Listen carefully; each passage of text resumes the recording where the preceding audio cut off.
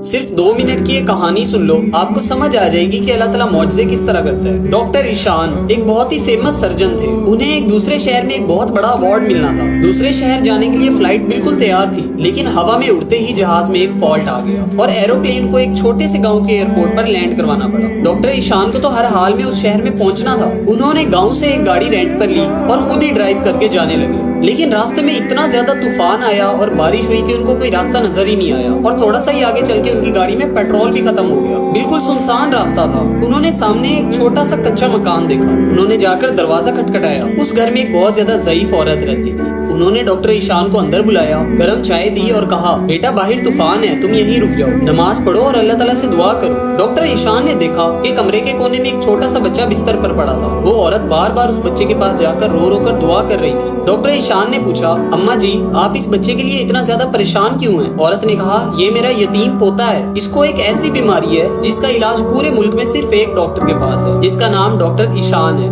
लेकिन बेटा मैं बहुत गरीब हूँ, मैं उस डॉक्टर तक पहुँच भी नहीं सकती, लेकिन मुझे अल्लाह ताला पर पूरा यकीन है कि वो कोई ना कोई रास्ता जरूर निकालेगा। जब डॉक्टर ईशान ने ये बात सुनी तो उनकी आंखों में आंसू आ गए और उन्होंने कहा, अम्मा आपकी दुआ की वजह से तूफान भी आया, जहाज की इमरजेंसी लैंडिंग भी करवानी पड़ी और गाड़ी का पेट्रोल भी खत्म हो गया ताकि डॉक्टर ईशान खुद चलकर आपके पास आए। जरा सोचिए, हम अपनी जिंदगी में जब कोई छोटा सा काम रुकता है तो बहुत ज्यादा। सिर्फ 2 मिनट की ये कहानी सुन लो, आपको समझ आ जाएगी कि अल्लाह ताला मौजज़े किस तरह करता है। डॉक्टर ईशान एक बहुत ही फेमस सर्जन थे। उन्हें एक दूसरे शहर में एक बहुत बड़ा अवार्ड मिलना था। दूसरे शहर जाने के लिए फ्लाइट बिल्कुल तैयार थी, लेकिन हवा में उड़ते ही जहाज में एक फॉल्ट आ गया और एरोप्लेन को एक छोटे से गाँव के एयरपोर्ट पर लैंड करवाना पड़ा। डॉक्टर ईशान को तो हर हाल में उस शहर में पहुंचना था। उन्होंने गाँव से एक गाड़ी रेंट पर ली और खुद ही ड्राइव